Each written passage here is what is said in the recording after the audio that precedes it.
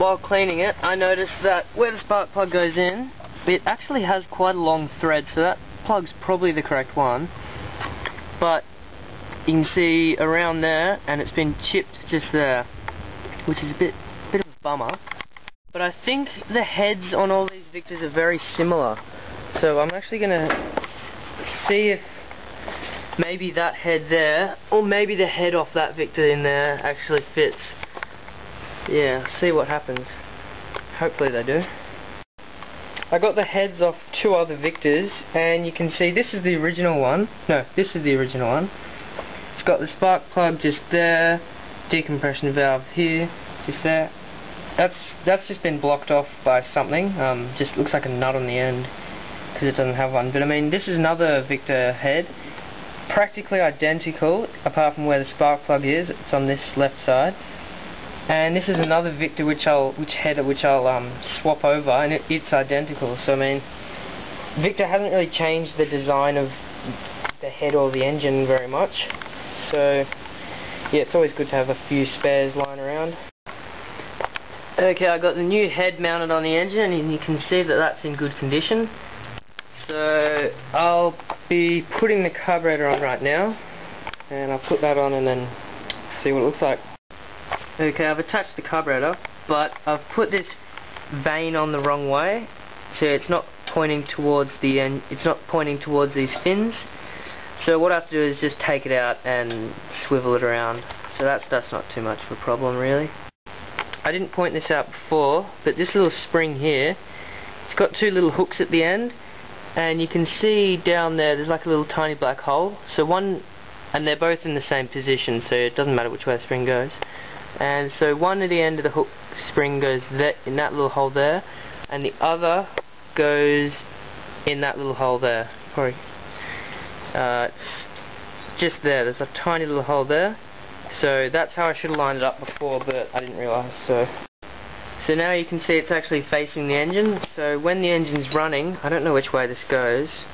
I don't know. But when the engine's running, if it goes too fast, this will spring out and slow the. So you can see that. I don't think you can. In there, it's moving the butterfly without moving the accelerator, so that's the governor. Okay, I've got it outside ready to start. I've cleaned the fuel tank and I've put a new fuel line on it. So I'll turn the fuel on. It's on. And then you press this down. You hold this little thing down. You see it's just, you hold that down till you see fuel coming out of a little hole. That just helps get it into the, there you go. So I'll set this up.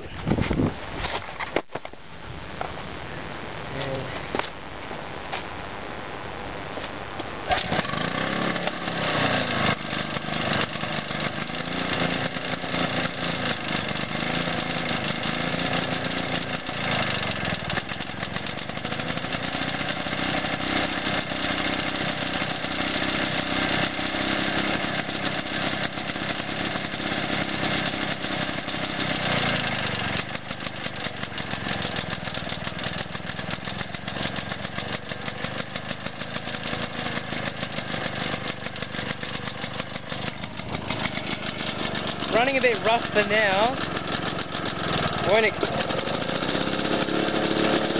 Not accelerating, but yeah, I'm leaking fuel. There we go. It does accelerate. I was just pushing it the wrong way. See. I was pushing it forward to make it go fast, but backwards is go fast. So it does work, but I'm leaking a shatload of fuel out there. Whether it's coming out of the tank or from where the fuel goes into the fuel line, but I'll take it into the shed and have a look and see. So yeah, that wasn't too hard to fix. It took a bit longer than the other one, probably just because I had to change the head over, but that was so simple. I sold one of these on eBay 6 months ago, I think, for $40. That's not too bad, but you can get more with ones with catches. People want ones with catches, so Yeah.